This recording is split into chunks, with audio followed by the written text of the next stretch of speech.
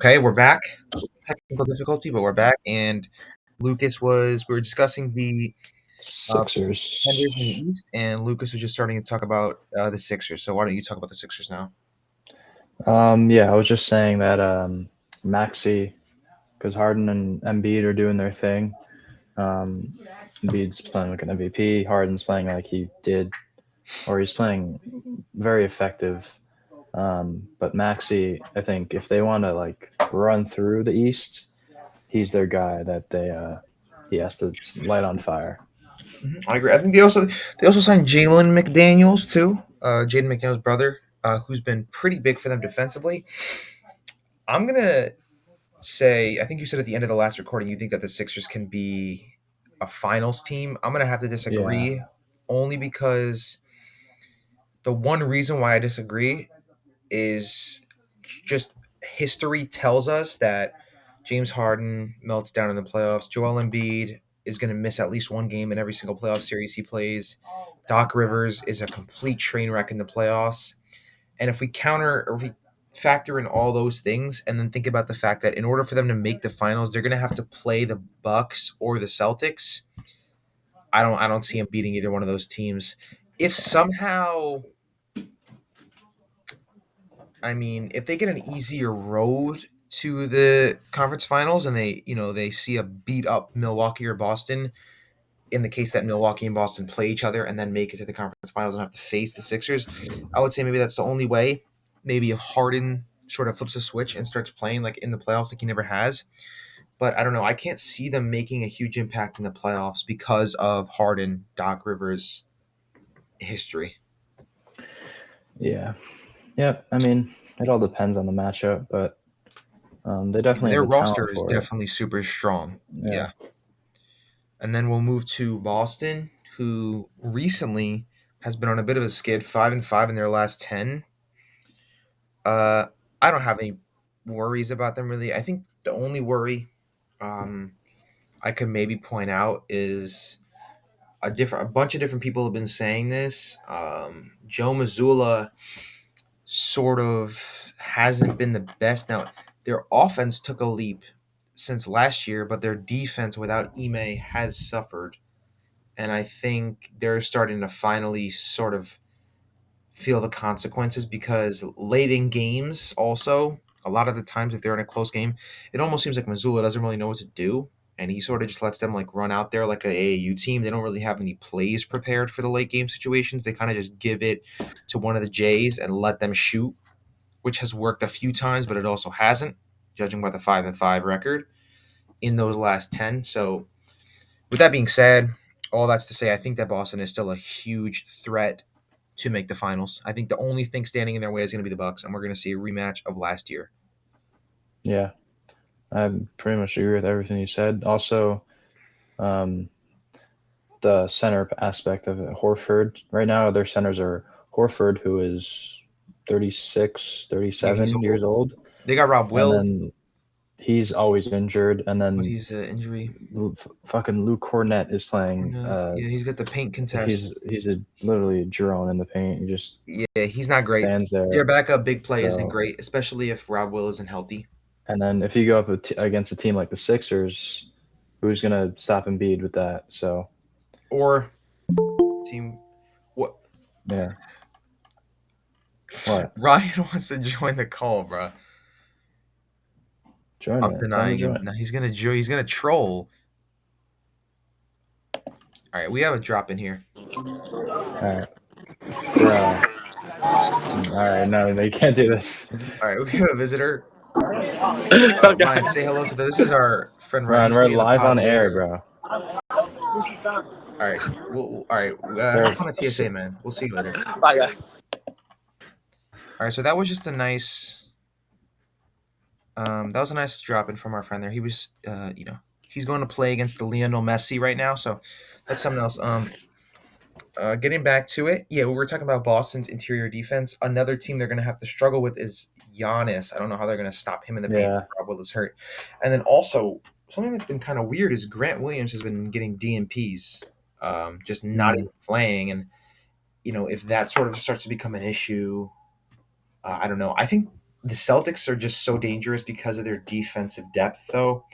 Like Brogdon can play D a little bit. He's good offensively. They have Marcus Smart, who's an incredible defender. Derek White, who's probably been the best shot blocking guard this year. Grant Williams, who, even though he's been getting DMPs, can play good interior defense. Rob Williams, one of the best shot blockers. Brown and Tatum can lock up when they need to.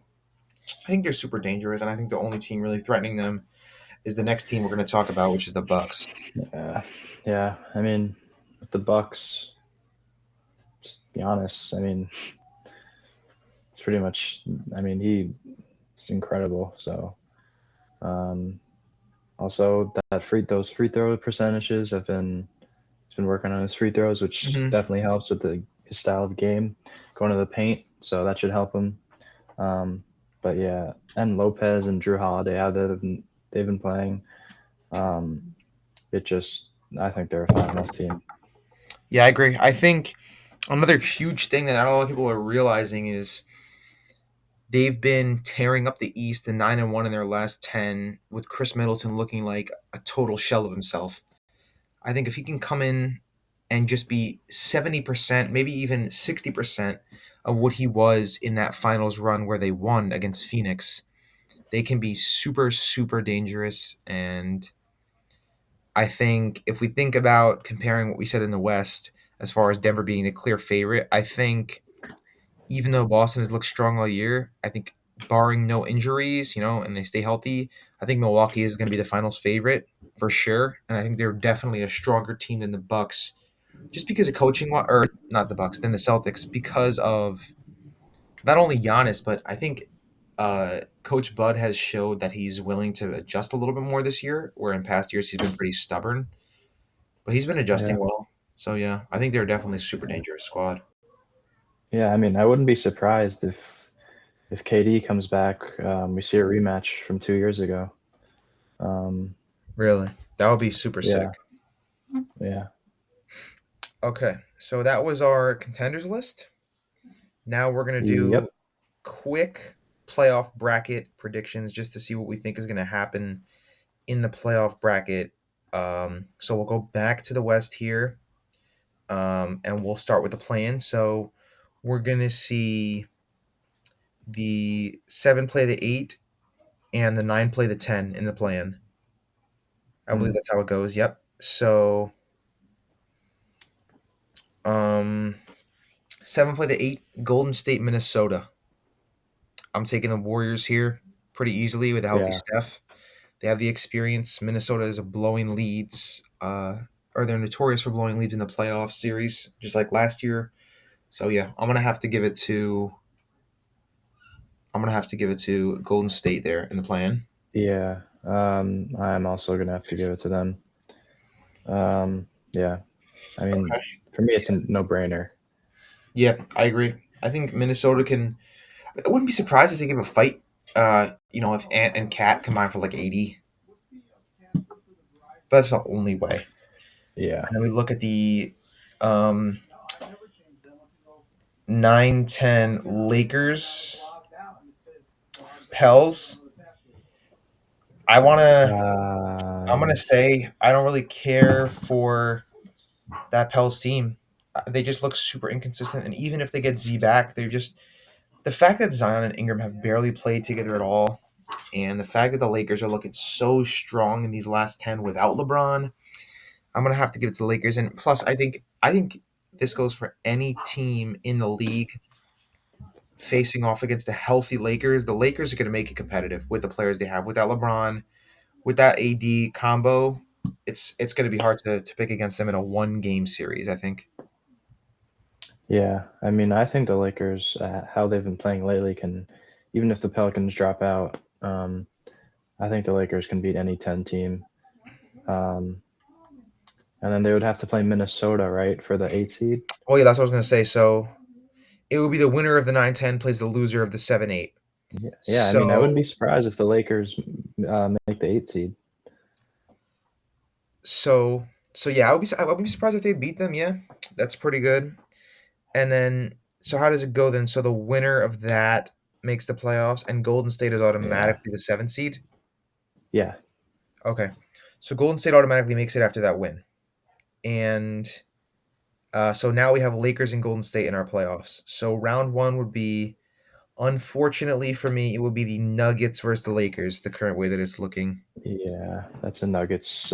I think that's Nuggets in five. It's, I think the Lakers will take one game. I think LeBron will probably drop like 146, probably, and just put on a goat display.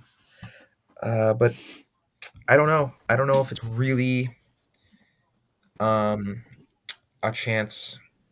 I think no yeah, matter what, you're going to see the Nuggets take that. I think best case scenario is maybe Lakers win and win in and make it to the 8 seed maybe, and then we see a Lakers Warriors maybe, or maybe even they jump the Warriors and somehow they get a scramble and it's Lakers Minnesota in the 7-8. But I just would like to see them playing for the 6 seed, or for the 7 seed rather than the 8. I think playing for the 8 seed is just going to be a wait, disaster I think because I'm not sure if they can if they stay. I think it's the 7 plays the 8, and whoever wins that gets the 7 seed, and then the loser um, of that game plays the 9 and 10 yeah, winner for the 8 seed. that's what I'm saying. So that's what I'm saying. Yeah, you're Oh, right. You're totally right. oh, So I'm saying I would oh, rather the yeah, Lakers be fighting for the 7 seed yeah, than be fighting for the 8 seed, obviously, because if the Lakers were to win and get into that 7-8 play-in, they're going to be looking at playing Memphis. That being said, the way it is right now, we have Golden State versus Memphis rematch in the first round, which is going to be a Super Six series, and I'm taking the Warriors in 5 games, five maybe six. yeah. I mean, I think it'll go to a game 7 if I'm being 100% honest. Um, yeah, I could think it goes either way, but right now, um, I think the Warriors. Yeah. Okay. So now we have. So we handled Nuggets, Lakers. We got Nuggets winning that. We handled. Kings, Mavs. So we got. That's going to be a really great offensive series. I think only for the lack of defensive pressure that the Mavs are going to be able to apply, and the Kings are going to be able to apply, because it's going to be such a shootout. I'm taking Dallas in a very tight series. Maybe I want to say I would be shocked if it goes any less than 6. I think it'll Yeah, be a tight game. I see the Mavericks in 7. Um, Mhm. so many score. I mean, the only problem for them is Sabonis, That's because scary. they The big really man don't play. have. Yeah, because Woods is really not He's not defensive. going to play any defense. Yeah, he's just as good as having a cone on the court. But I think one thing you have to think of too, though, is I mean, Sabonis is going to get his, but who is stopping Kyrie and Luca? That's true. Nobody in the league is going to be able to stop them, let alone, you know, Kevin Herter. Like, he's going to look like a lost puppy. So there's no way he stops him. So I think we're taking Dallas there in a super tight series. And then our last matchup will be, I'll let you do this, kick this one off, is Phoenix Suns, Clips. Clippers. Um, yeah, like I said before, um, depend. It all depends on KD for me. Because if the Clippers, I just Westbrook, man, he's really So just. you think KD lists, assuming there's no Kevin Durant, who takes that series? Well, I think the length of the series will be longer if they don't have Kevin Durant. I think the Suns will win, but it'll be like a game 7, game 6, and if they have So you're KD, taking it the might Suns no be matter more what. like yeah, Okay, I like that. I'm gonna have to agree for sure. I don't know. I'm gonna have to agree with the second part, but I could see somehow, like we were discussing earlier, no KD. If Kawhi and Paul George are doing their thing, they could win yeah, that series. But I don't think one thing we also have to think about is I don't think KD's going to be out for all the games, and I think even if he comes back when they're down 2-1 or three hmm two, Kevin's going to do his thing. So I'm going to take Phoenix. I'm going to take Phoenix. I think if Kevin yeah, Durant was out for the whole series for sure, I would maybe lean Clippers only because Kawhi has been on the upward trajectory. But I'm gonna go Phoenix as well. So we have Denver, uh, we have Denver, we have the Kings losing to Dallas, we have the Suns, and then we have the the Warriors. Warriors. Okay, So that's going to be our West, and then we'll look eastward. Um, yeah, we're just doing the first rounds. We can maybe do this later rounds. Maybe when we have our Ginger Ninja friend with us, we could do the later rounds, but we'll see about that. Standings Yeah, may change. So the play-in, we have sort of a rematch of last year's first round series. We've got Miami Atlanta in the 7-8 game. Uh, and whoever wins that is going to uh, get swept by the Bucks, but that's given. So we have Miami Atlanta. What do you think about this series or this play-in rather? I This is a think weird one. I think Miami takes that. Yeah. Um, it's just I just the Hawks are just such a weird team. I mean, defensively they're just not really that good. The Heat are pretty solid defensively. Um, yeah, but I think the Heat take that. But again, it all depends on it's more on Trae Young if he's gonna try or not. Yeah, I'm gonna have to say too. I don't really think there's any way you're gonna outcoach Eric Spoelstra in a one game, give it your all, go home, win or go home Yeah, situation. I think the Heat are winning that easy. And then we have Toronto, Washington. This is an interesting one too because either team could have two guys combined for 80. Trent and yeah, Siakam could combine for 80. Uh, Beal and Porzingis could combine for 80. So with that being said, with the same logic I used in Miami Atlanta, I don't think they're going to outcoach Nick Nurse in a win or go home game. So I'm going with the Raptors here in this 9-10 matchup. yeah. I agree. I mean, I just think the Raptors I think they're just better than the Hmm. Wizards, They're definitely deeper too, I just think. straight up. Yeah. Yeah. So we got now we'll look towards Milwaukee versus winner of 7-8. Oh no, I'm wrong. So now we have the Hawks playing against the Raptors. Yes. Oh no And no. yeah. Oh yeah Yeah, yeah, yeah yeah. yeah. So what do you think about that Yeah. one? It's either or. I mean, hmm, I'm gonna say the. I want to say the Raptors, but um, yeah, I'm gonna take the Raptors just because Trey Young and that Murray Trey Young combo has not been really working out Not at all. as great as they wanted to. Uh, and when it comes down to it, I think that the Raptors are gonna take advantage of that. Hmm. Yeah, I like that. I like that pick. Um, I think the defense, just the smothering defense that the Raptors play, and the fact that the Hawks have been so inconsistent this season, I'm gonna have to give it to the Raptors as well. But with that being said, Toronto is gonna be on the road, I believe, and they have been super bad on the road this year, 12-23. So I wouldn't be surprised if they honestly lost. So that one's really tough, but I'm gonna give the slight edge to the Raptors. So then they're going to be the 8 seed, and then we have the Heat as the 7 seed. So we're doing um, the 1 versus the 8, Bucks and 4. and that's going to be a slaughterfest no matter what, I think. Bucks and 4. Yeah, I think Bucks are probably going to sweep the Raptors. Maybe the Raptors, like I said though about the Raptors with Nick Nurse, they could maybe scheme up against Giannis one game and give him a hard time. Maybe the Bucks in 5, like at most. But yeah, I mean, pretty easily the Bucks. I think you see the same thing, Yeah, right? clean sweep.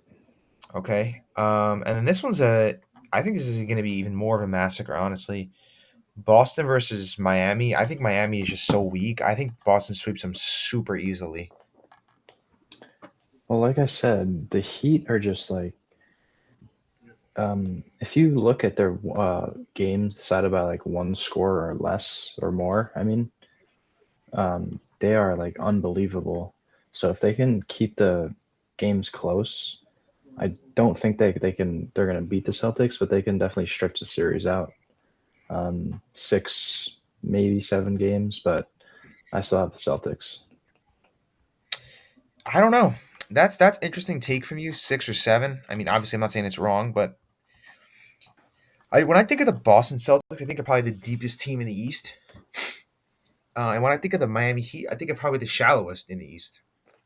I think Mm, in a 7 game series or in a four, first to four series, I think that depth really starts to shine through late in the series. So I'm gonna yeah, say, Celtics, and like I said, I think the Celtics are gonna sweep them. Maybe the Heat take one if Jimmy gets like 50. I think a lot of it also depends on Bam, because if they can sort of activate Bam, last year it seemed like he was a little bit passive in the playoffs. If he could do his thing, I'm thinking maybe it can go 6 games, but you never know with Eric Spoelstra. So, I mean, at the end of the day, I wouldn't be surprised. And then, so now we got Philly. I mean, I don't even know if Philly Brooklyn is going to be. I don't think that's going to be the matchup at all. no, But we I could don't just think do it any for no now. matter no matter who's the six. Yeah, we're just doing it for now. No matter who's going to be the sixth seed, I think Philly takes them at 4-5. I don't think any Yeah, of those teams are strong. yeah. I mean, I think it's a sweep. Um, I mean, hopefully the Knicks don't drop to 6, which that would be pretty bad. Nah, I don't think they will. Um, but any of the teams below, I think that the Phillies or 76ers can get a clean sweep. Hmm. Okay, and then we'll let you. We gotta let you do this one. I mean, this is a big series. This is reminiscent to me of Giants Vikings, uh, New York franchise going up against a star-studded offense. Yeah. Think about this one. All right. So if we look at the matchups, it'll be Brunson, Garland, Mitchell, Hart. Um, Well, you who's talk about their who's. Well, I think Mitchell is technically.